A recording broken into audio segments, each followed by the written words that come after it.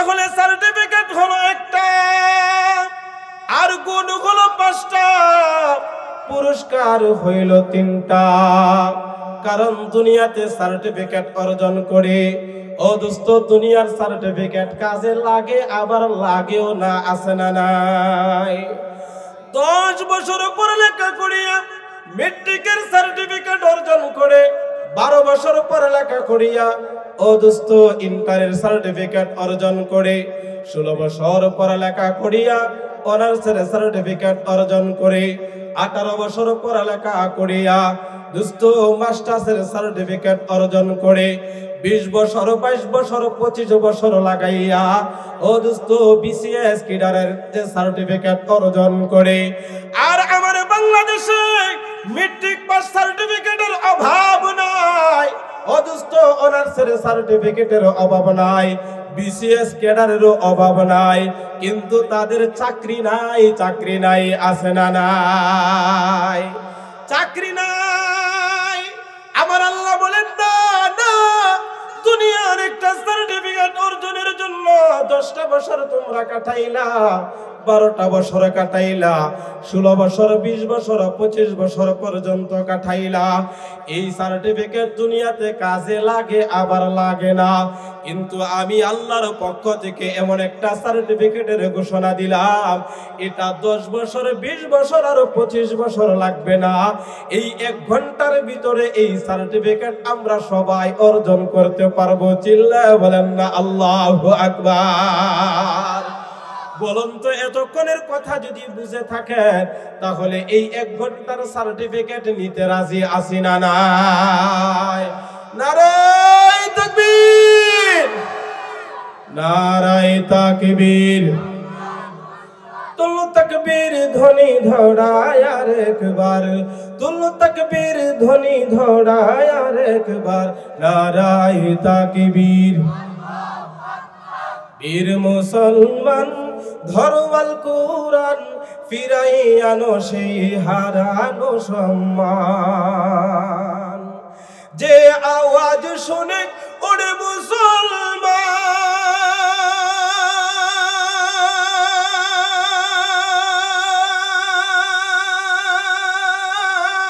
ভয় কাঁপিত কাফের বেঈমান, দৌড়ে সেই হুঙ্কার ডুমরা কান্দায় আবার, দৌড়ে সেই হুঙ্কার কুলিয়া ছড়িয়া আবার, পাপু দুনিয়া ভেঙ্গে কররে চুরমার, নারায়ে তাকবীর, নারায়ে তাকবীর। আল্লাহু আকবার বলার লাভ আছে না নাই? কথা কই না, আছে না নাই? আমলটা শিখাই দিব, একটা আমল আছে শিখাই দিব নি? আরে 5000 টাকা দিলেও কেউ শিখাইবে না। রাত্রিবেলা ডুমরাকান্দা বাজার থেকে অনেক দোকানদাররা বাড়িতে যায় কি যায় না? 11টা বাজে যায়, 12টাও বাজে যায়, যায় কি যায় না? মাছ মারার জন্য অনেকে হাওরের মধ্যে যায় কি যায় না? অথবা কোনো এক এলাকা থেকে আরেক এলাকার ভিতরে যায়, একা একা যায়। দেখবেন কিছু জায়গা আছে যেখানে ভয় পায়, আর ভয় পাওয়ার জন্য অনেকে গলা কাশি দেয়, আবার অনেকে সোনাবন্ধুর গানের মধ্যে টান দেয়, আছে না নাই? ওই সময় গলা কাশি দিলে ইবলিস শয়তান দূরে যাবে না, দুষ্ট জিন ভূত ওইগুলি দূরে যাবে না। ও দুষ্ট সোনাবন্ধুর গান গাইলেও তখন দুষ্ট জিন ভূত গুলি তারা দূরে যাবে না। তখন একটা আমল হইল, রাত্রিবেলা যখন ভয় পাইবেন তখন আওয়াজ দিয়ে বলবেন আল্লাহু আকবার। বলেন না আল্লাহু আকবার। এই আওয়াজটা যতটুকু দূরে পর্যন্ত যাবে ততটুকুর ভিতরে আর দুষ্ট জিন ভূত আর আসতে পারবে না। লাভ হয়েছে না লস হয়েছে? কথা কই না, আমলটা শিখা লাভ হয়েছে না লস হয়েছে? আরেকটা শিখাই দিব, কথা কই না, আরেকটা বলবো নি? আরে যেহেতু আপনারা বলছেন, আমার দায়িত্ব আপনাদেরকে ফুসায়া দেওয়া কোরআন হাদিস দ্বারা। আরেকটা আমল হলো আয়াতুল কুরসি পড়বেন। কি পড়বো? আয়াতুল কুরসিটা পড়বেন, পুরা হাতের মধ্যে ফু দিয়া খালি শরীরের মধ্যে হাতটা বুলাই দিবেন, দেখবেন বিলায়া সুরতে আইছে সামনে কালো বিড়াল। পরে কি পরে না? কথা কই না।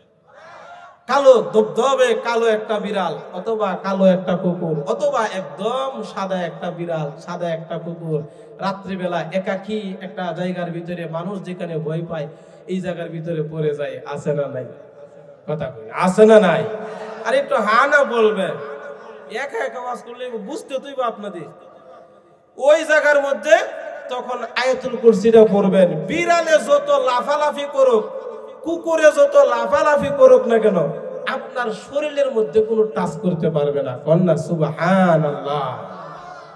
তাহলে তখন পড়বেন আয়াতুল কুরসি। তখন কি পড়বেন?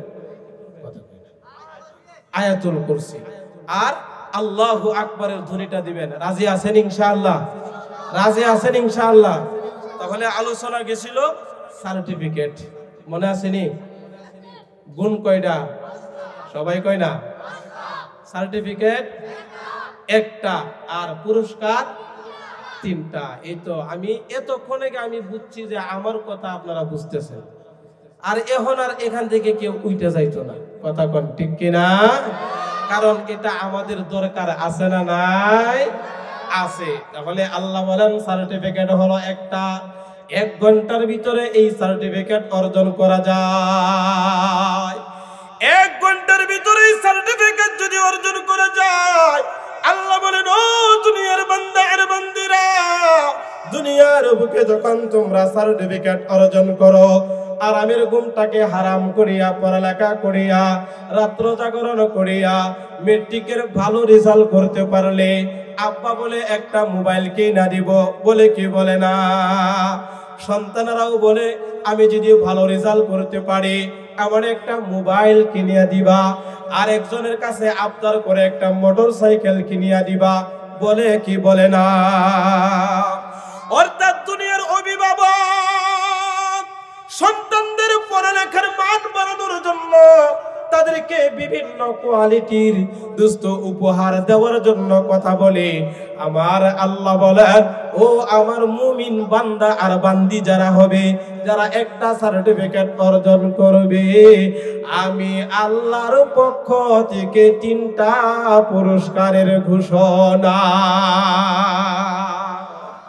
আর একটু জোরে কন্যা সুবহানাল্লাহ। তাহলে সার্টিফিকেট হলো একটা, পুরস্কার হইল 3টা। আর আমরা বাঙালির স্বভাব হইল পুরস্কার যেখানে পাবো, লাভ যেখানে দেখবো সেখানে আগে দৌড়াইয়া যায়। এমনকি হাজী সাহেব লাভের ব্যবসা বুঝিয়া সুদের মধ্যে ঢুকিয়া যায়। এমন হাজী সাহেব সমাজের ভিতরে আছে না নাই? 5 ওয়াক্ত নামাজি ব্যক্তি সুদের লাভ বুঝিয়া ওই ব্যক্তিটাও সুদের উপরে টাকা লাগাইয়া ও দোস্ত গোপনে গোপনে সুদের ব্যবসা করে। গরিব মানুষ সুদের ব্যবসা করলে মানুষে জানে, আর ধনী পয়সাওয়ালা লোকে সুদের ব্যবসা করলে মানুষে জানে না। আর জানলেও তারে কেউ কিছু বলতে পারে না। তার কারণ হলো তার ক্ষমতা আছে, গরিব মানুষের ক্ষমতা নাই, এই জন্য তারে সুদখোর বলিয়া গালি দেয়, আছে না নাই? আমার আল্লাহ বলেন ও দুনিয়ার মানুষেরা, একটা সার্টিফিকেট অর্জন করবা 3টা পুরস্কার পাইবা। 1 নাম্বার পুরস্কার আল্লাহ রাব্বুল আলামিন বলেন লাহুম দারাজাত,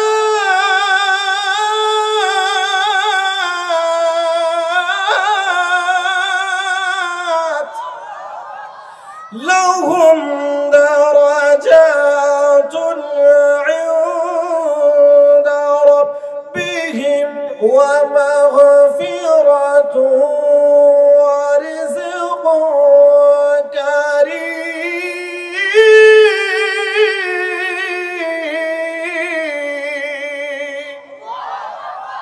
কার কালাম? কথা কই না, কার কালাম? আল্লাহ বলেন 1 নাম্বার লাহুম দারাজাতুন ইনদা রাব্বিহিম। আল্লাহ বলেন ও দুনিয়ার বান্দা আর বান্দিরা, তোমরা যারা এই মুমিনের 5টা গুণ অর্জন করবা, একটা সার্টিফিকেট যারা অর্জন করবা, তোমাদের জন্য 1 নম্বর পুরস্কার হলো আমি রবের পক্ষ থেকে ইনদা রাব্বিহিম, আমি রবের নিকটে তোমাদের সম্মান মান মর্যাদা বৃদ্ধি পাইয়া যাবে। অর্থাৎ সম্মান যদি কামাইতে হয়, দুনিয়ার বুকে যদি সম্মানিত হতে হয়, হাসরের জিন্দেগিতে যদি সম্মানিত হতে হয়, তাহলে দোস্ত মুমিনের গুণ অর্জন করা দরকার আছে না নাই? আর যদি মনে করেন না দুনিয়ার বুকে আমি সম্মান অর্জন করব, পরকালে দরকার নাই, তাহলে দুনিয়ার সম্মান দেখবেন ও দোস্ত 1 বছর থাকে, 2 বছর থাকে, 5 বছর থাকে, সর্বোচ্চ 16 বছর 17 বছর থাকে। 17 বছর পরে জুতার বাড়ি খাইয়া এই ক্ষমতা থেকে আবার দূরে যাইতে হয়। কথা বলেন ঠিক কিনা? এটার নাম সম্মান না, এটার নাম সম্মান না। আল্লাহ বলেন আমি রবের পক্ষে যেই মানুষটা সম্মানিত হয়ে যাবে, সে দুনিয়ার চেয়ারম্যান হওয়ার দরকার নাই, মেম্বার হওয়ার দরকার নাই, এমপি হওয়ার প্রয়োজন নাই, মন্ত্রী হওয়ার প্রয়োজন নাই, প্রধানমন্ত্রী হওয়ার প্রয়োজন নাই। একজন সাধারণ রাখাল মানুষও, একজন মুসি মানুষও যদি এই একটা সার্টিফিকেট অর্জন করতে পারে, তাহলে এই মানুষটারে দুনিয়ার মানুষে ভালোবাসবে আর মুহাব্বত করবে। কন্যা সুবহানাল্লাহ। শুধুমাত্র দুনিয়ার মানুষ ভালোবাসবে এটা নয়, আল্লাহর হাবিব মুহাম্মদুর রাসূলুল্লাহ সাল্লাল্লাহু আলাইহি ওয়াসাল্লাম বলেন, আল্লাহ রাব্বুল আলামিনের কাছে যখন কোনো মানুষ সম্মানিত হইয়া যায়, আল্লাহর কাছে যখন প্রিয় হইয়া যায়, তখন স্বয়ং আল্লাহ জিবরাইলকে ডাক দিয়া কয়, ও জিবরাইল, আমি দুনিয়ার ডুমরাকান্দা দড়িগাঁওয়ের অমুকের ছেলে অমুক, তার উপর আমি সন্তুষ্ট হয়ে গেছি, আমি আল্লাহ তার উপর আমি রাজি খুশি হয়ে গেছি। ও জিবরাইল, তুমি জিবরাইল তার উপর সন্তুষ্ট হয়ে যাও। যখন জিবরাইল এই মানুষটার উপর সন্তুষ্ট হয়ে যায়, এরপর আল্লাহ রাব্বুল আলামিনের দরবারে জিবরাইল যখন বলে, আল্লাহ আমি জিবরাইল সন্তুষ্ট হয়ে গেলাম, তুমি আল্লাহ সন্তুষ্ট হয়ে গেলা, আল্লাহ রাব্বুল আলামিন এরপরে বলেন, ওগো জিবরাইল, আমি আল্লাহ সন্তুষ্ট হয়ে গেলাম, আমি আল্লাহ রাজি খুশি হয়ে গেলাম, তুমি জিবরাইল রাজি খুশি হয়ে গেলা। এই ঘোষণাটা আসমানের যত ফেরেশতা আছে ওই ফেরেশতাদের কাছে বলো এটা ঘোষণা করে দেওয়ার জন্য যে দুনিয়া ডুমরাকান্দা দড়িগাঁওয়ের অমুকের ছেলে অমুক, অমুকের মেয়ে অমুকের উপর আল্লাহ সন্তুষ্ট হয়ে গেছে, জিবরাইল সন্তুষ্ট হয়ে গেছে। এই ঘোষণাটা তখন আকাশবাসী ফেরেশতাদের মধ্যে ঘোষণা করা হয়, তখন আকাশের সমস্ত ফেরেশতারা এই মানুষটার উপর সন্তুষ্ট হয়ে যায়। আবার এই ফেরেশতাদের উচিলায় এটা আবার দুনিয়াতে ফেরেশতারা আছে, দুনিয়ার ফেরেশতাদের মধ্যে তার তাসির পড়ে যায়, তাদের মধ্যে এই ঘোষণাটা করা হয়। তখন দুনিয়ার ফেরেশতারা এই দুনিয়ার সাধারণ একজন আহমদ শফিকে সম্মান করতে জানে। কথা বলেন ঠিক কিনা? দুনিয়ার একজন আল্লামা সাইদিকে তারা সম্মান করে, দুনিয়ার একজন মুফতি আমিনী রহমাতুল্লাহি আলাইহিকে যখন সম্মান করে, ও দোস্ত ক্ষমতা নাই, অন্য কোনো কিছু নাই, কেন যেন তারা ডাক দিলে হাজার হাজার মানুষ যাইয়া জমা হইয়া যায়, যেমনটা আমরা দেখেছিলাম 2013 সালে। কথা বলেন ঠিক কিনা? কাউরে একটা সিগারেট দেয় নাই, কারো একটা বিরিয়ানির প্যাকেট দেয় নাই, কাউরে গাড়ির ভাড়াটুকু পর্যন্ত দেয় নাই। হুজুর ডাক দিছে হাটাজারি থেকে বসিয়া, আর লক্ষ লক্ষ মানুষ ঢাকা শহর যাইয়া হাজির হয়ে গেছে। চিল্লায় বলেন তো সম্মানের মালিকটা কে? আরো জোরে বলেন সম্মানের মালিক কে? ইজ্জতের মালিক কে? হে দয়াময়, হে দয়াময় রহিম রহমান, দিবানিশি তোমার দয়ায় গাই তোমার গান, তোমার দয়ায় দিবানিশি গাই তোমার গান। কথা বলেন ঠিক কিনা? ফকির তুমি বাদশা বানাও তোমারই দয়াতে,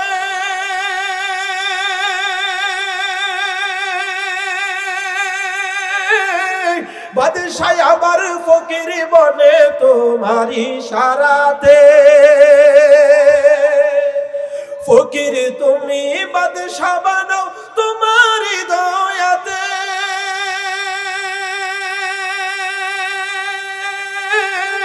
বাদশাহ আবার ফকির বনে তোমারই ইশারাতে। যখন খুশি নাও গো খেড়ে, যখন খুশি নাও গো খেড়ে মাখলুকাতের প্রাণ, দিবানিশি তোমার দয়ায় গাই তোমার গান, তোমার দয়ায় দিবানিশি গাই তোমার গান। চিল্লা বলেন কথা ঠিক কিনা? তাহলে গলাটা সারিয়া বলেন তো সম্মানের মালিক কে? ইজ্জতের মালিক কে? আল্লাহ এই কথাটাই এই আয়াতের ভিতরে বলেন, লাহুম দারাজাত,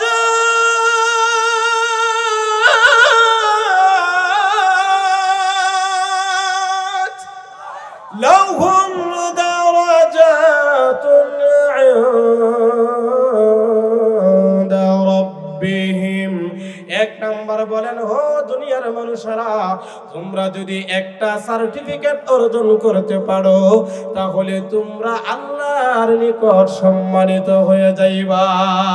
আল্লাহর কাছে যখন সম্মানিত হয়ে যাইবা তখন দুনিয়ার মানুষ এমনি এমনি তোমাকে সম্মান করবে। ও দোস্ত, তখন আর টাকা পয়সা দিয়া দলের লোক বাড়ানোর দরকার পড়বে না। কথা বলেন ঠিক কিনা?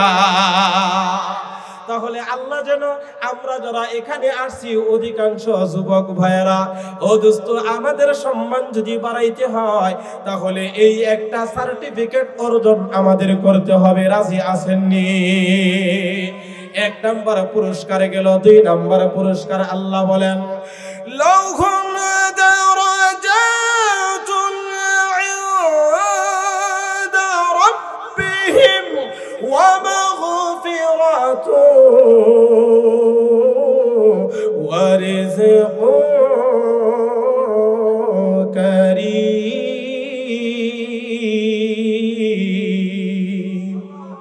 আল্লাহ বলেন দুই নাম্বার পুরস্কার হলো ওয়া মাগফিরা, আল্লাহ আমাদেরকে ক্ষমা করিয়া দিবেন। অর্থাৎ আল্লাহ আমাদেরকে মাফ করিয়া দিবেন। বুঝবেন হুজুর, মাফটা আবার এটা এমন কি মহৎ জিনিস। আল্লাহর হাবিব মুহাম্মদ সাল্লাল্লাহু আলাইহি ওয়াসাল্লাম বলেন, ও দোস্ত, হাসরের মাঠ যখন কায়েম হয়ে যাবে, আল্লাহর এক বান্দাকে মিজানের পাল্লার নিকটে নিয়ে হাজির করা হবে আর বলবে, তুমি কি তোমার আমলের বিনিময়ে জান্নাতে যাইবা নাকি আমি আল্লাহর দয়ায় তুমি জান্নাতের ভিতরে যাইবা? ওই ব্যক্তিটা হিসাব নিকাশ দেখিয়া দেখবে সে একজন ভালো মানুষ ছিল, তার অনেক আমল আছে, সে জান্নাতে আমলের দ্বারা সে যাইতে পারবে। তখন বলবি, আল্লাহ, আমি আমার আমলের বিনিময়ে কষ্ট করিয়া এত আমলগুলি করেছিলাম, আমি আমার আমলের বিনিময়ে জান্নাতে যেতে চাই।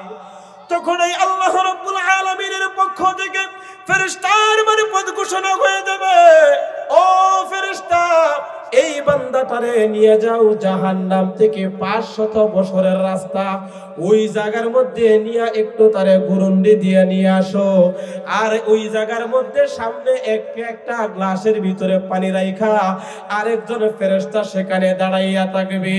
যখন এই আল্লাহর এই বান্দাটারে সেখানে নিয়ে যাওয়া হবে, নিয়ে যাওয়ার পর তার এই জাহান্নামের তাপমাত্রার কারণে তার শরীরটা সহ কলিজাটা সহ সবকিছু শুকাইয়া যাবে।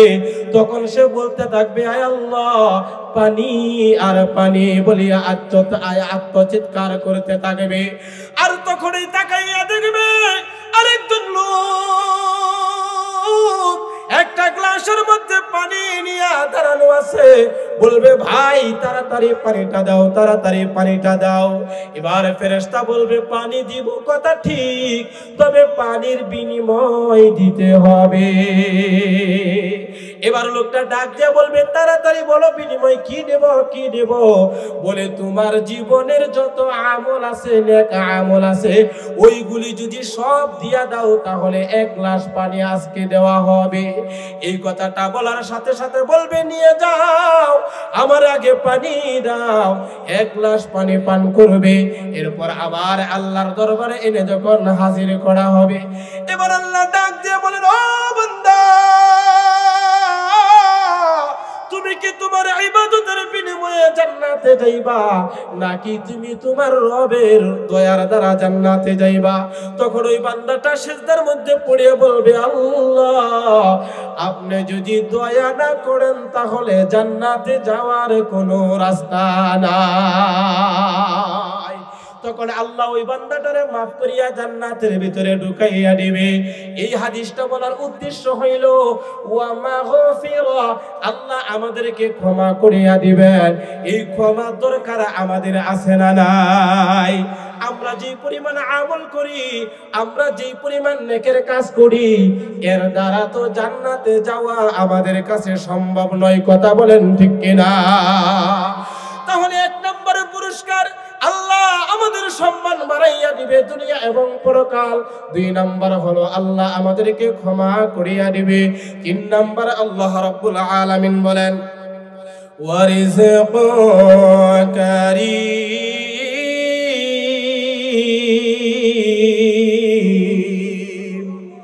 আল্লাহ বলেন সম্মানিত রিজিক আল্লাহ দান করবে।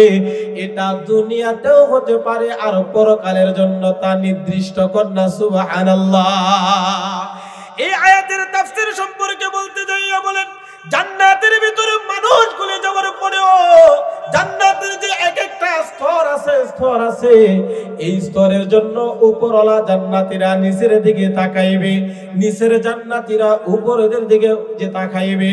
ও দোস্ত, তখন শুধুমাত্র তারা এতটুকু বলবে হাই যদি আমরা আরেকটু নেকের কাজ করতাম, আরেকটু ভালো কাজ করতাম, তাহলে আমরা আরো ভালো একটা জান্নাত পেয়ে যেতাম, আমরা আরো আরাম আয়েশে থাকতে পারতাম। অর্থাৎ আল্লাহ দুনিয়ার বুকেও সম্মান দান করবে, পরকালের জন্য সম্মান দান করবে।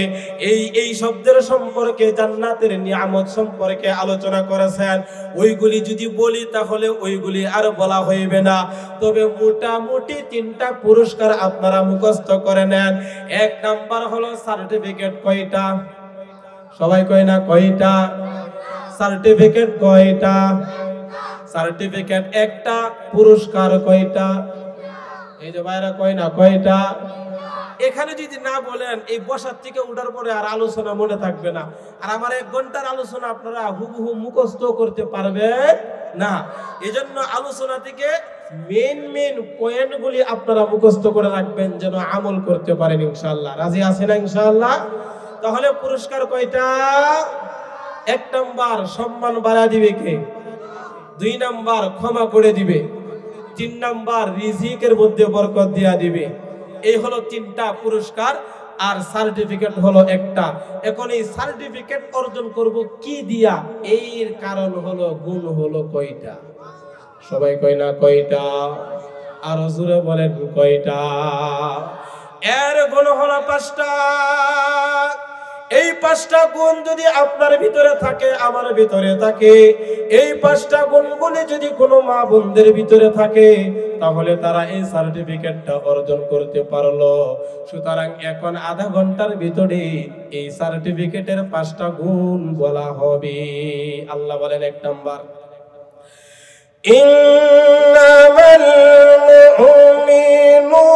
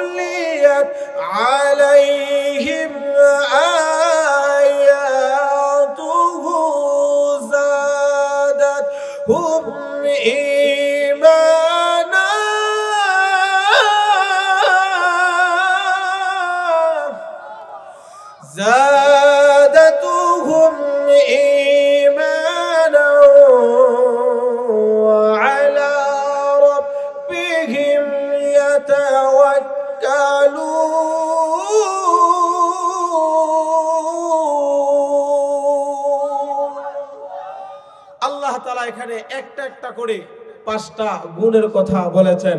এক নম্বর হলো ইন্নামাল মুমিন, অবশ্যই মুমিন হলো তারা, মুসলমান হলো তারা, ইমানদার হলো তারা, বিশ্বাসী হলো তারা, আল্লাহ মানে তারা, নবী মানে তারা। এক কথায় সবগুলিকে একটার ভিতরে ঢুকায় দিয়েছেন। কন্যা সুবহানাল্লাহ। এর নাম হলো মুমিন। আর এই মুমিনের এক নাম্বার গুণই হলো ইযা যুকিরাল্লাহ, যখন আল্লাহর আলোচনা করা হয়, আল্লাহর স্মরণ যেখানে হয়, এই স্মরণের কথা শুনলে মনটা আরেকটু ভাল লাগে। হুজুর আরেকটু যদি বলতেন, হুজুর আরেকটু আলোচনাটা চলতো, বলুন তো এরকম মন মানসিকতা আপনাদের ভিতরে আসেনি? কথা কই না, আসেনি? যদি থাকে তাহলে মুমিনের এক নাম্বার গুণ আপনাদের ভিতরে আছে। আর যদি মনে করেন যে না হুজুর একটা ঘটনা যদি ধরতেন, এক মাথার থেকে আরেক জায়গায় শেষ করতেন একটা ঘটনা, তাহলে একটু ভালো লাগতো। আপনি তো শুধু কোরআন শরীফের তেলাওয়াতই ছাড়তেছেন একটু একটু পর পর, এটা তো তেমন ভাল লাগে না। তাহলে বুঝতে হবে ইমানের কি আছে। কথা কই না? তাহলে মুমিনের গুণের ঘাটতি আমাদের ভিতরে আছে। যেখানে আল্লাহর স্মরণ করা হয়, আল্লাহর জিকির করা হয়, আল্লাহর আলোচনা করা হয়, তখন মুমিনদের ভিতরে আরো ভালো লাগে, আরো ভালো লাগে। আল্লাহর মুহাব্বত আরেকটু সৃষ্টি হয়ে যায়। কন্যা সুবহানাল্লাহ। আল্লাহ রাব্বুল আলামিন এই কথাটাই বলেন, ইযা যুকিরাল্লাহ,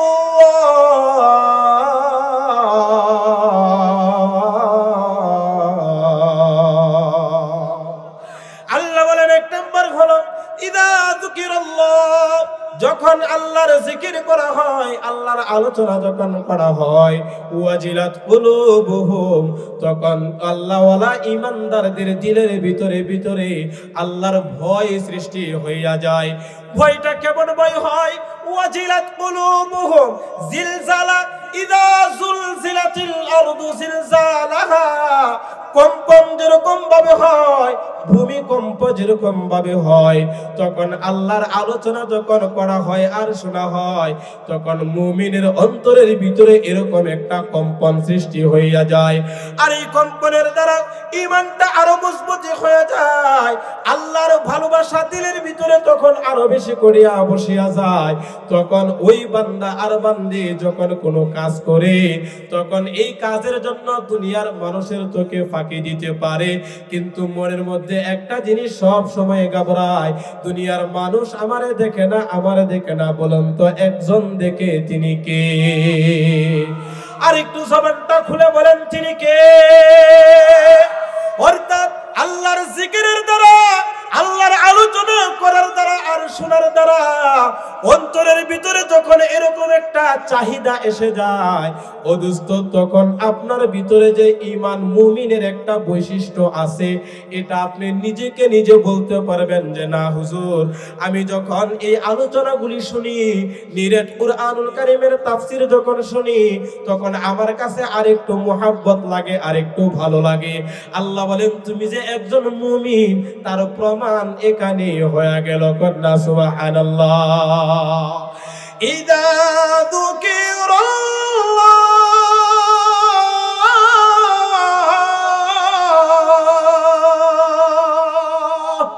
ওয়াজিলাত কুলুবুহুম, ওয়াজিলাত কুলুবুহুম। আল্লাহ এখানে কলবের সাথে সম্পর্ক করিয়া বলেন, তোমাদের দিলের ভিতরে এই সাক্ষ্যটা দিতে হবে।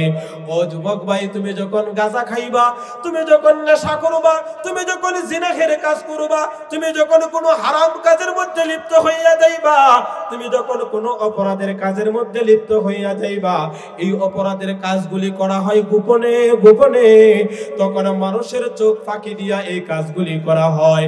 আর তুমি যদি নিজেকে ঈমানদার মুমিন দাবি করো, তখন তুমি যেই জায়গার ভিতরে যাইয়া রাতের অন্ধকারে হোক না কেন, যত নিরিবিলি জায়গার মধ্যে তুমি যাও না কেন, কি পৃথিবীর কেউ দেখে না, কেউ দেখে না, ওই জায়গার ভিতরে একজন দেখে আওয়াজ দিয়ে বলেন তিনি কে? আর একটু জবানটা খুলে বলেন তিনি কে?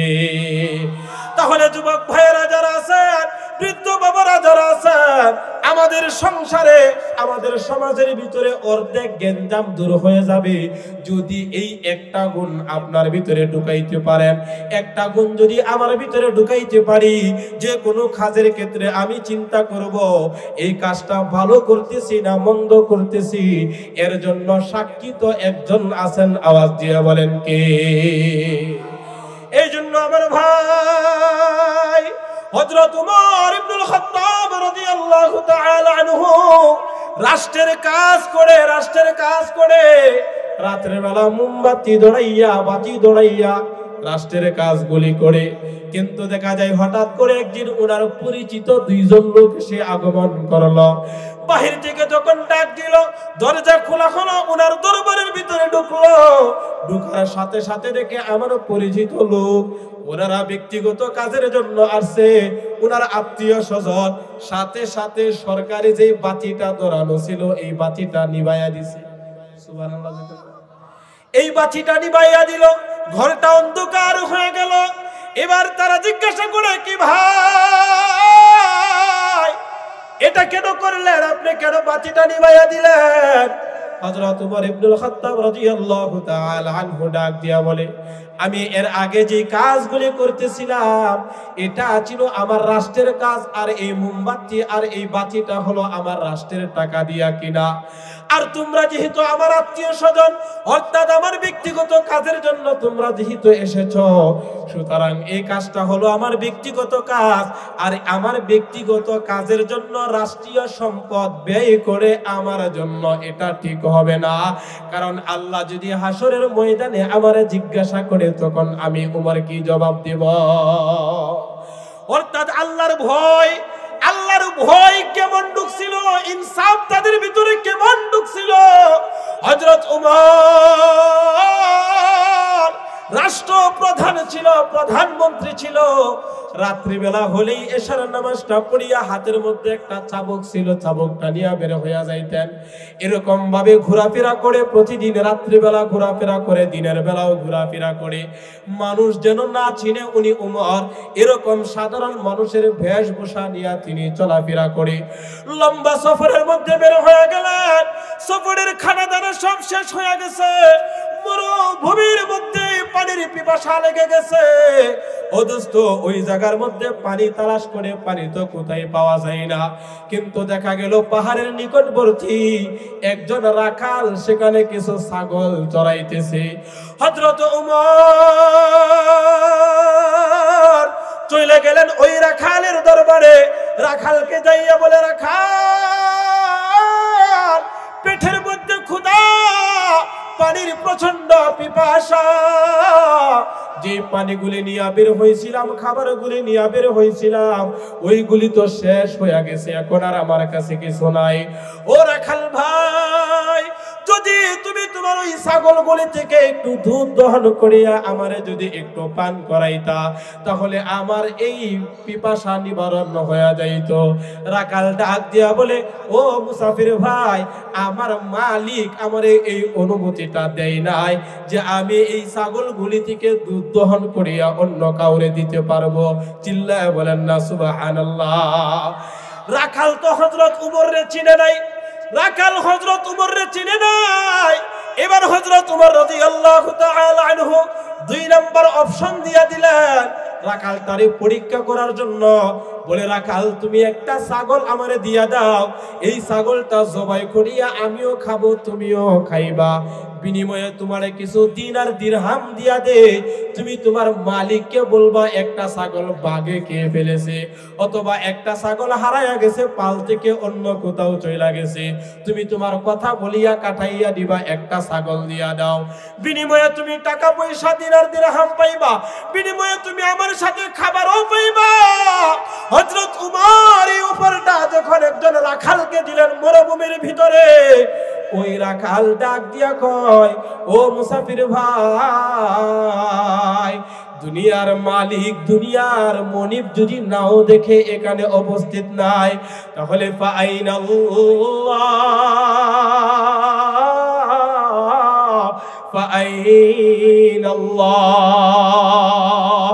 ও মুসাফির ভাই, তুমি যেটা বলেছো তোমার কথা সত্য, কিন্তু আমার তো আরেকজন মালিক আছে, আমার আরেকজন মনিব আছে, আমি ওই মালিকের চোখে তো ফাঁকি দিতে পারবো না। সেই মালিক আওয়াজ দিয়ে বলেন কে? সেই মালিক হলো আমার আল্লাহ। আমার ছাগলের মালিক তো মরুভূমির ভিতরে নাই, কিন্তু আমার আল্লাহ তো সদা সর্বদাই বিরাজমান আছে। আমি আমার রবের দরবারে ফাঁকি দিতে পারবো না। চিল্লা বলেন না সুবহানাল্লাহ। এর নাম হলো আল্লাহর ভয়, এর নাম হলো ওয়াজিলাত কুলুবুহুম। আল্লাহ যে বললেন, ওয়া ইযা যুকিরাল্লাহু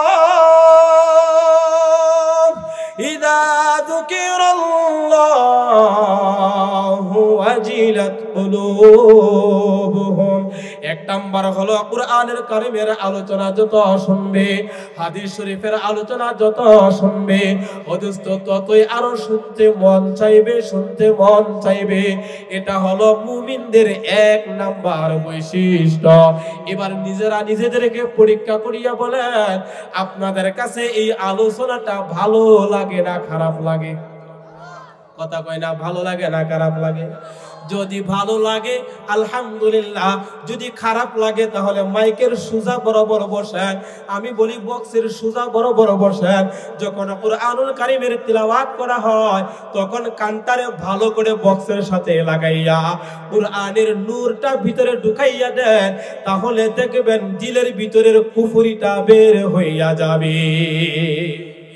এক নাম্বার হলো ইযা যুকিরাল্লাহ, আল্লাহর স্মরণ করা, সদা সর্বদা আল্লাহর ভয় অন্তরের ভিতরে থাকবে।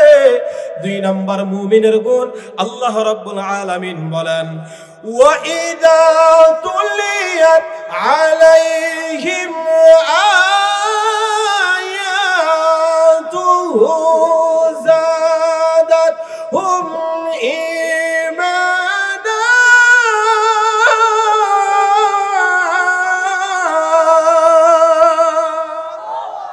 আল্লাহ রাব্বুল আলামিন বলেন, দুই নাম্বার মুমিনের বৈশিষ্ট্যটা হলো ওয়া ইযা তুলিয়াত, যখন তিলাওয়াত করা হয় আয়াতুহু, আল্লাহ রাব্বুল আলামিনের এই কুরআনুল কারীমের আয়াতগুলি, যাদাতুহুম ঈমানা, তখন ঈমানদারের ঈমান আরো বাড়তে থাকে, আরো বাড়তে থাকে। ঈমানদারের ঈমান আরো মজবুতি হয়, ঈমানদারের ঈমান আরো শক্তিশালী হয়। এর দুই নাম্বার মাধ্যমটা হইল কুরআনুল কারীমের তিলাওয়াত। আওয়াজ দিয়ে বলেন, এই কথাটা বলেছেন কে? এটা হলো আল্লাহর কালাম। সূরা আনফাল 2 নম্বর আয়াতের দ্বিতীয় অংশের ভিতরে আল্লাহ বলেন, ওয়া ইযা তুলিয়াত আলাইহিম আয়াতুহু যাদাতুহুম ঈমানা, তখন শুধুমাত্র ঈমান বাড়ে। এই কুরআনুল কারীমের তিলাওয়াতের দ্বারা ঈমান বাড়ে। অদুস্ত শুধু ঈমান বাড়ে এটাই নয়, আল্লাহর হাবিব বলেন, মান ক্বারাআল কুরআনা মান ক্বারাআ হারফাম মিন কিতাবিল্লাহি ফালাহু বিহি হাসানাতুন ওয়াল হাসানাতু বিআশরি আমসালিহা লা আকুলু আলিফ লাম মিম,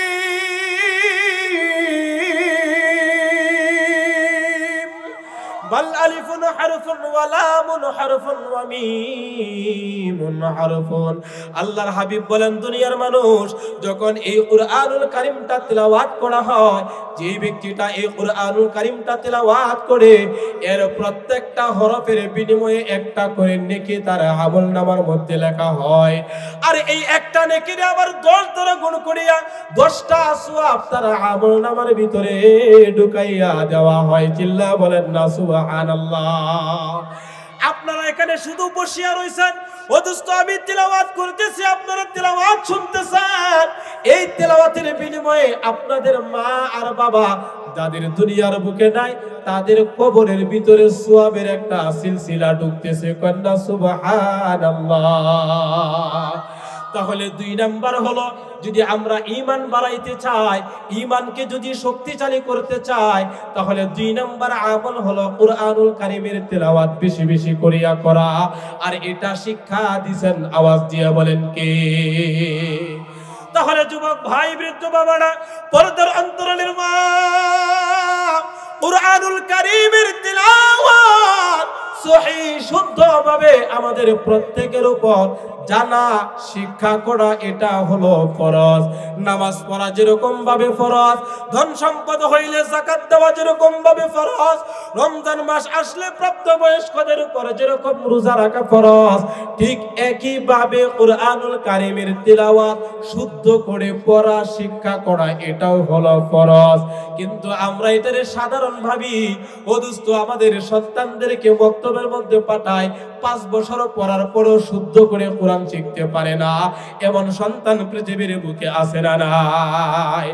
এই জন্য আমার ভাই, ও যুবক ভাই, আপনাদের কাছে আবদার হলো, এলাকাবাসীর মাইকের আওয়াজ যতটুকু পর্যন্ত যায়, ও দোস্ত, কুরআনুল কারীমের তেলাওয়াত প্রত্যেকে আগে নিজে নিজে শিখবো। 2 নাম্বার, আমার অধীনস্থ যারা আছে তাদেরকে শিখাইতে হবে। তার কারণ হলো, অধীনস্থ যারা আছে তাদের হক আপনার উপরে, আর সন্তানদের হক হলো মা বাবার কাছে। সর্বপ্রথম পাওনা হলো মা আর বাবার কাছ থেকে সন্তানরা পাবে। আমাদের সমাজে আলোচনা করা হয় যে সবাই এক কথা বলে যে সন্তানের উপর মা বাবার কি হক আছে, হুজুর এটা আলোচনা করেন, এটা আলোচনা করেন। কিন্তু এই যে সন্তানগুলি নাফরমান হয়, সন্তানগুলি বাবারে জবাই করিয়া ফেলে, সন্তানগুলি মারে জবাই করিয়া ফেলে। ও দোস্ত, বাজিতপুর ভুডের বাজারে 1.5 থেকে 2 মাস হবে একটা ঘটনা ঘটছিল। আমাদের বাড়ির একদম কাছে, 2 থেকে 3 কিলো হবে। আপন সন্তান টাকার জন্য আরো 3 জন লোককে ভাড়া করিয়া আনিয়া বাবারে সন্ধ্যার সময় ঘর থেকে ডাকিয়া নিয়া 1 থেকে 150 গজ দূরে বাবারে নিয়া হাত পা বাইদা ফেলছে। আপন সন্তান বাবার মাথাটার মধ্যে জাতা দিয়া ধরছে। পুলিশে যে বর্ণনা দিল, আপন সন্তান সে আপন বাবার মাথার মধ্যে চাপ দিয়া ধরছে, সাথের বন্ধুগুলি পা 2টা বাঁধিছে, আরেক বন্ধু 2টা হাত বেঁধে ফেলছে, আরেক বন্ধু মুখের মধ্যে আরেকটা গামছা দিয়া বাঁধিয়া, চোখের মধ্যে আরেকটা বন্ধু গামছা দিয়া বাঁধলো। আপন কুলাঙ্গার সন্তান বাবার কপালের মধ্যে, মাথার মধ্যে চাপ দিয়া ধরছে। এখন বাবা নাড়াচাড়া করে, নাড়াচাড়া যারা করতে না পারে, এই কারণে হাঁটু দিয়া আবার রান দিয়া চাপ দিয়া ধরছে। আর বন্ধু কসাইরে বলে, তাড়াতাড়ি জবাই কর, তাড়াতাড়ি জবাই কর। আপন সন্তান আপন বাবারে জবাই করিয়া দুনিয়া থেকে বিদায় করে দিছে। এটা ভিন্ন দেশের কিস্সা কাহিনী নয়, ও দোস্ত, আজগুবি কোনো ঘটনা নয়। এটা হলো আমাদের বাড়ি বাজিতপুর থানার হালিমপুর, বাজিতপুর থানার পিরিজপুর ইউনিয়ন বুড়ের বাজারের সাথে এই ঘটনাটা ঘটছে।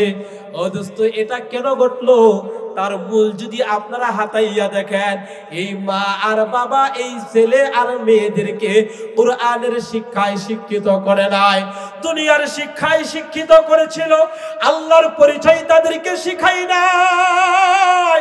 1 নাম্বার হলো সন্তান পৃথিবীর বুকে আসার সময়, ও দোস্ত, মা আর বাবার কিছু দায়িত্ব ছিল, মা আর বাবা দায়িত্বগুলি পালন করে নাই।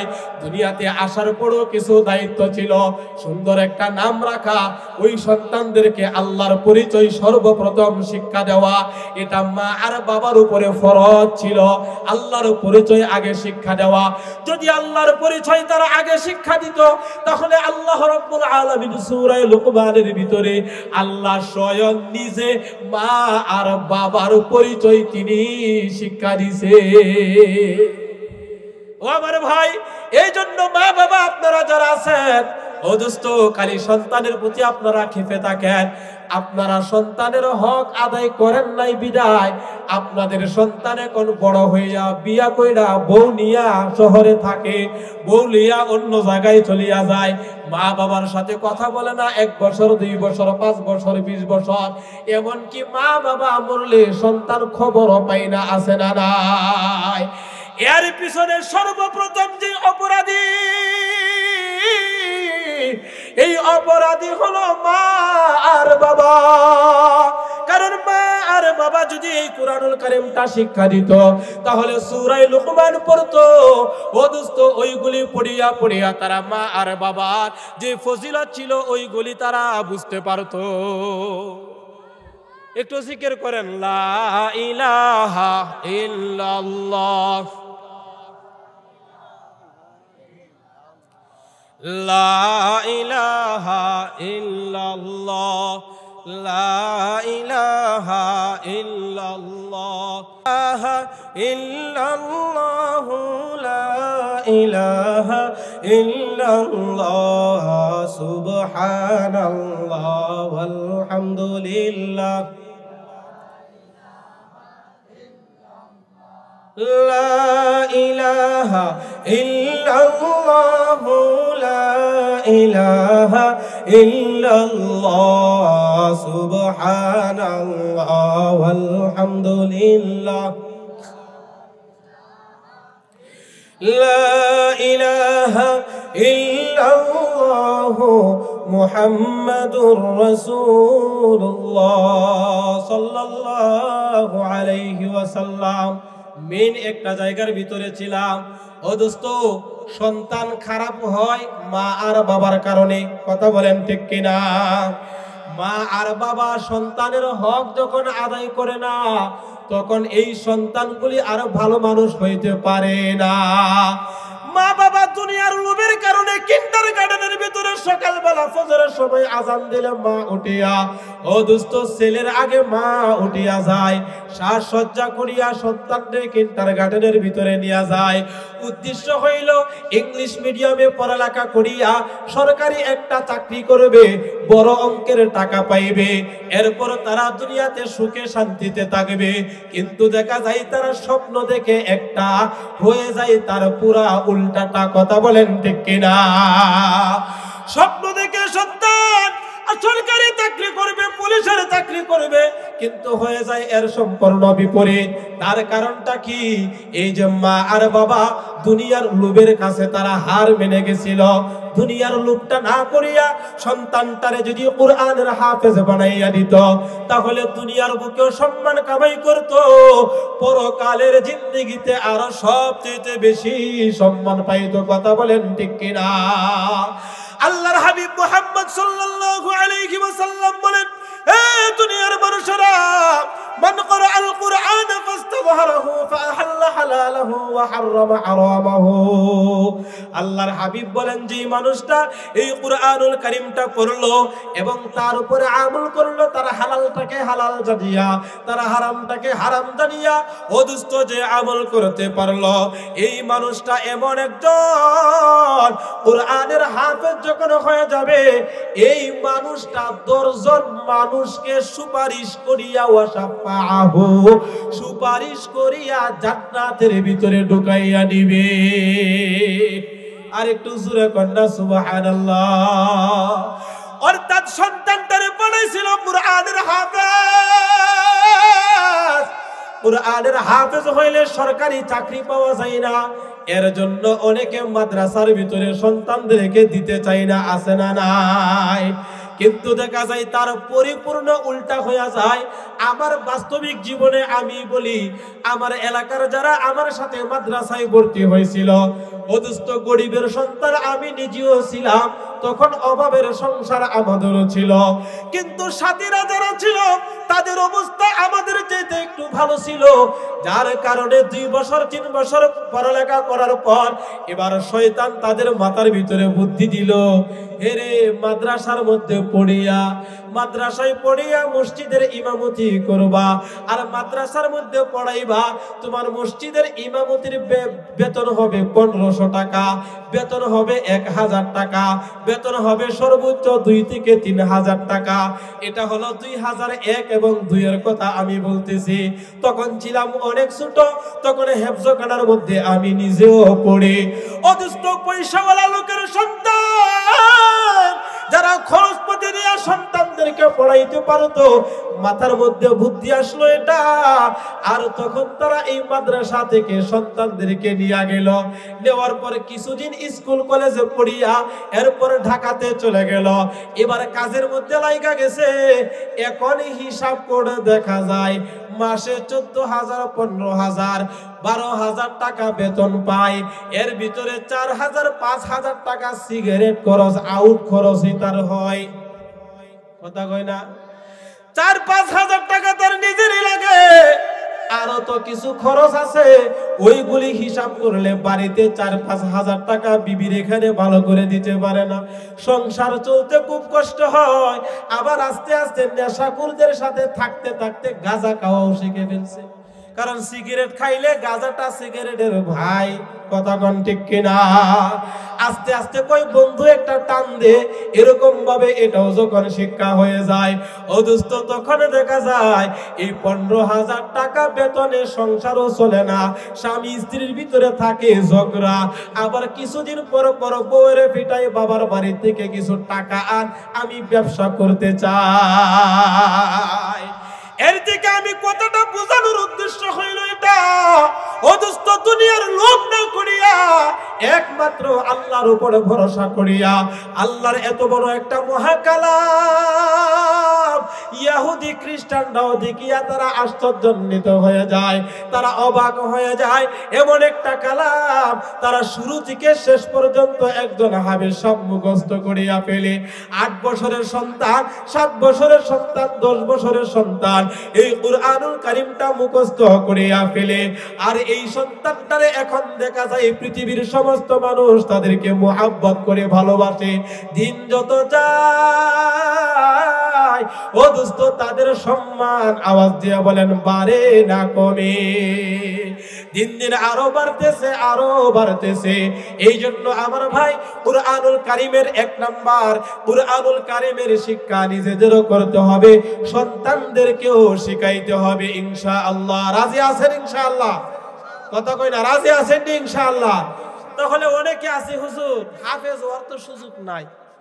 আরে মিয়া, সুযোগ একটা হাতছাড়া করছেন। আল্লাহ বলেন লা ইউকাল্লিফুল্লাহু নাফসান ইল্লা উসআহা, সাধ্যের বাইরে কোনো কিছু আল্লাহ কাউরে দেয় না। কন্না সুবহানাল্লাহ। আপনারা করছেন, এখন আপনাদের ছেলে আছে, মেয়ে আছে, কথা বলেন আছে না নাই? আছে না নাই? ছেলে আছে, মেয়ে আছে।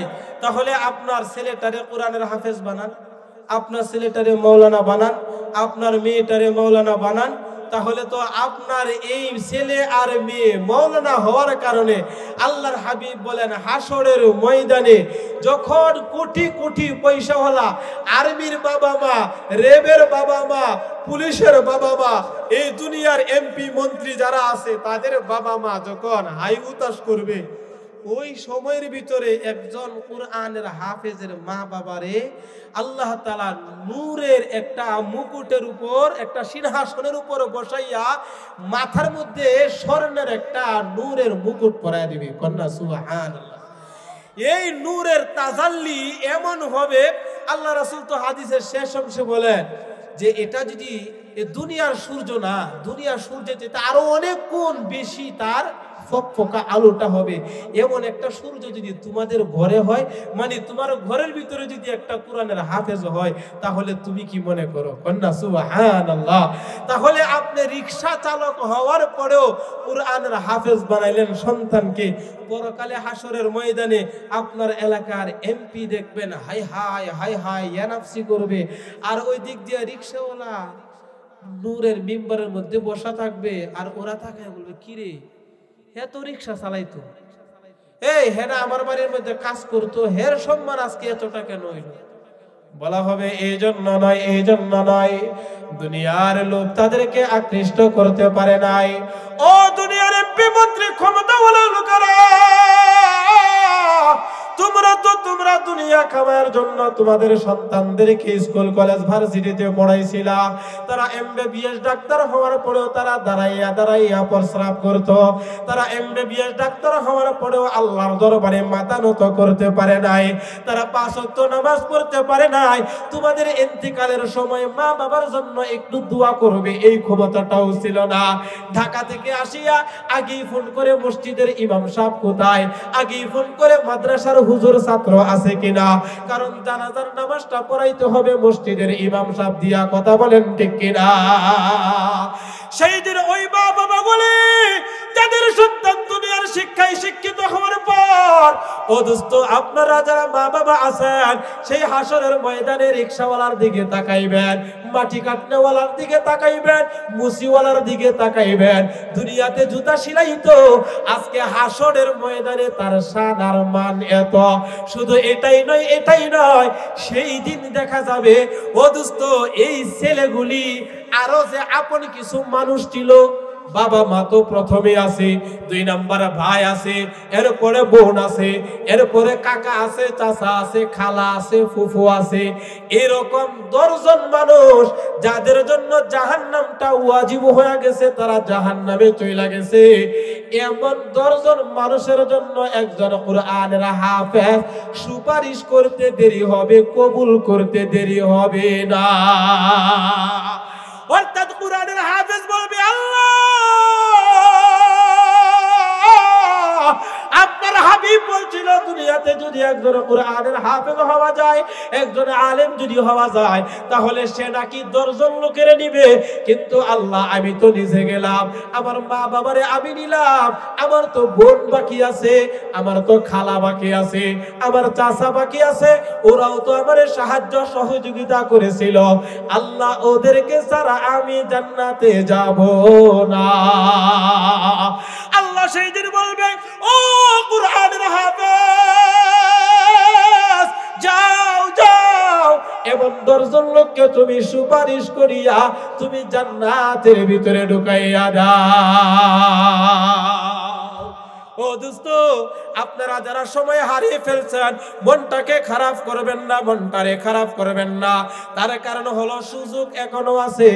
আপনার ছেলে আর মেয়েরে মাদ্রাসার শিক্ষায় শিক্ষিত করিয়া, ওমি মাদ্রাসার শিক্ষায় শিক্ষিত যদি করতে পারে, কুরআনের হাফেজ যদি বানাইতে পারি, কারি সাহেব যদি বানাইতে পারি, মাওলানা যদি বানাইতে পারি, মুফতি যদি বানাইতে পারি, এই সন্তান দুনিয়াতেও আপনার জন্য হবে রহমত, এই সন্তান পরকালের জন্য হবে আপনার নাজাত। কথা বলেন ঠিক কিনা? ও দোস্ত বলবেন হুজুর এটা কেমনে হয়, কেমনে হয়? প্রতিদিন রাত 1 থেকে 2টা করে মাহফিল করি দোস্ত। ডিসেম্বর মাস তো 1টা 2টা করে ফিলাপ আছে। এই যে আমরা যাই বিভিন্ন জায়গার ভিতরে যাই, মায়ের কাছ থেকে আগে ছুটিটা নেই, মাকে ফোন করিয়া বলি, মাও বারবার এই কথাগুলি বলে, ও দোস্ত যেই টাকাগুলি পাই না কেন, এই টাকাগুলি নিয়ে গাড়ি ভাড়াটা দেওয়ার পর যেই টাকাটা থাকে, এটা সর্বপ্রথম আমি এই আমলটা করি, আমার মায়ের কাছে নিয়ে দে। রাত্রে 3টা বাজে আর 4টা বাজো, বাড়ির ভিতরে ঢুকলে ঠান্ডা খারা থাকে, ফুত আইসস রে, মানে এমনিটা হ্যাঁ কি মানে ফুত আইস, মানে পাওয়ার আওয়াজটা শুনলেই বুঝতে পারে আমার ছেলে আইছে। তো ডাকি আম্মা আয়ো, অনেক সময় উঠে না, তো ঘুম থেকে উঠার পর সকালবেলা হলো এই টাকাটা মার হাতে দিই।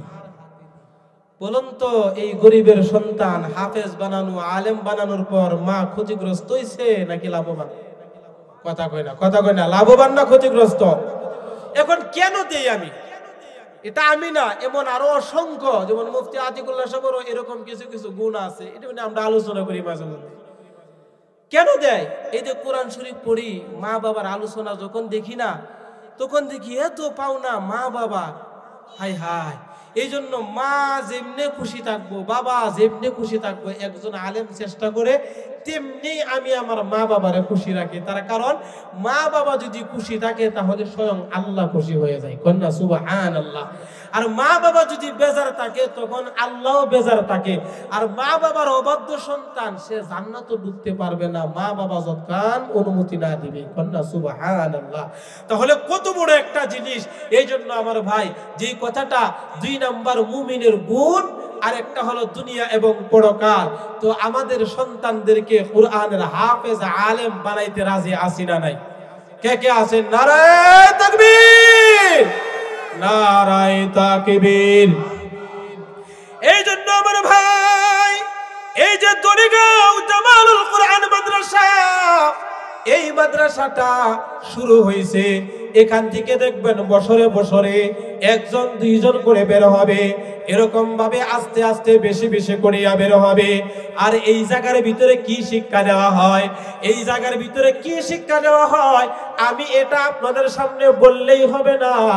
আপনারা ফজরের আজানের আগে আগে আসবেন মাদ্রাসায়, পরীক্ষা করার জন্য আসবেন, ফজরের আজানের সময় আসবেন, দেখবেন পৃথিবীর সমস্ত মানুষ ঘুমায়, আর তখন ছোট্ট ছোট্ট বাচ্চারা ঘুম থেকে উঠিয়া হুজুর তাহাজ্জুদের নামাজের সময় 15-20 মিনিট থাকা অবস্থায় এই ছেলেদেরকে ঘুম থেকে জাগাইয়া তুলে আর বলে 2 রাকাত নামাজ পড়ে আল্লাহর কাছে দোয়া করো, এরপর তোমরা কুরআনুল কারীমটা নিয়া হেফজখানার মধ্যে বসিয়া যাও। এটা আমাদের উস্তাদরা আমাদেরকে শিখাইছিল, যাদের জিহান শক্তি কম, তোমরা তাহাজ্জুদের নামাজ পড়বা, তাহাজ্জুদের নামাজ পড়বা, শেষ রাত্রে উঠিয়া সবকটা শুরু করার আগে আগে 2 রাকাত নামাজ পড়িয়া এরপর চোখের পানিটা ছাইরা দিয়া আল্লাহর দরবারে কাঁদবা, এরপর কুরআনুল কারীমটা নিয়ে বসবা, আল্লাহর পক্ষ থেকে তোমার জিহান শক্তিটা বাড়াইয়া দিবে। এই জন্য আমার ভাই, সন্তানদেরকে হাফেজ বানাইতে পারলাম না, আমার সন্তান নাই, মেয়ে নাই, এখানে মাদ্রাসা আছে, এই মাদ্রাসার জন্য টাকা দিয়া, পয়সা দিয়া, জান দিয়া, মাল দিয়া, কথার দ্বারা হোক, জবানের দ্বারা হোক, আপনার একটা পরামর্শের দ্বারা হোক, মাদ্রাসা কেমনে উন্নতি হবে এই চেষ্টাটাও যদি ভিতরে রাখেন, আল্লাহ তো অন্তরের খবর জানে। ও দোস্ত, এই অন্তরের ভিতরে কি আছে, এর ওসিলায় হাসরের দিন আল্লাহ বলবেন, আল্লাহ রাব্বুল আলামিনের বিশেষ এক প্রকার লোক আছে, বিশেষ। আল্লাহর হাবিব এখানে হাদিস শরীফের মধ্যে পরিবার শব্দটা উল্লেখ করিয়া বলেন, ইন্না লিল্লাহি আহলিনা মিনান নাস। আল্লাহর হাবিব বলেন, ও দুনিয়ার মানুষেরা, আল্লাহর কিছু বিশেষ লোক আছে। এমপি মন্ত্রী যেমন বিশেষ লোক থাকে, দুনিয়াতে যেরকম বিশেষ একজন নিকটতম লোক থাকে, আল্লাহর নবী বলেন আল্লাহরও এরকম কিছু বিশেষ লোক আছে। কন্যা সুবহানাল্লাহ। সাহাবায়ে কেরাম তো বিশেষ লোক হওয়ার জন্য তারা পাগল পড়ে থাকতো। ফাকিলা মান আহলুল্লাহি মিনহুম। সাহাবায়ে কেরাম বলে, ইয়া রাসূলুল্লাহ, ইয়া হাবিবাল্লাহ, তাড়াতাড়ি কর না, তাড়াতাড়ি কর, আল্লাহর বিশেষ লোক কারা, কোন গুণটা দরকার অর্জন করার জন্য, আমরা সেই গুণটা অর্জন করব, তাড়াতাড়ি বলেন, তাড়াতাড়ি বলেন। আল্লাহর হাবিব বলেন, ফা ইন্না আহলুল ফাকালা আহলুল কুরআনি হুম আহলুল্লাহ। জবানটা খুলিয়া বলেন না আল্লাহু আকবার। অর্থাৎ আল্লাহর বিশেষ লোক হইল তারা আহলুল কুরআনি হুম আহলুল্লাহ। যারা আহলে কুরআন, কুরআনের হাফেজ হয়, কুরআনের আলেম হয়, অদুস্ত সহিহ শুদ্ধভাবে কুরআন পড়ে তার তরজমা করে, তারা হলো আহলে কুরআন। এই জন্য ঘরের ভিতরে একজন কুরআনের হাফেজ থাকা, আল্লাহর একজন বিশেষ লোক ঘরের ভিতরে আছে। কথা বলেন ঠিক কিনা? তাহলে মুমিনের গুণ কয়টা? কথা কয় না, কয়টা?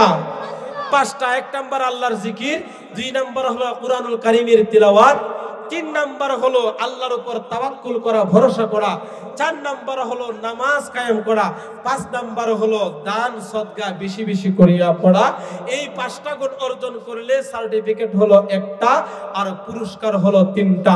আল্লাহ, আমি বলনেওয়ালা, আপনারা শুননেওয়ালা, আমাদের সবাইকে এই কথাগুলির উপর আমল করার তৌফিক দান করুন। সবাই বলেন আমিন।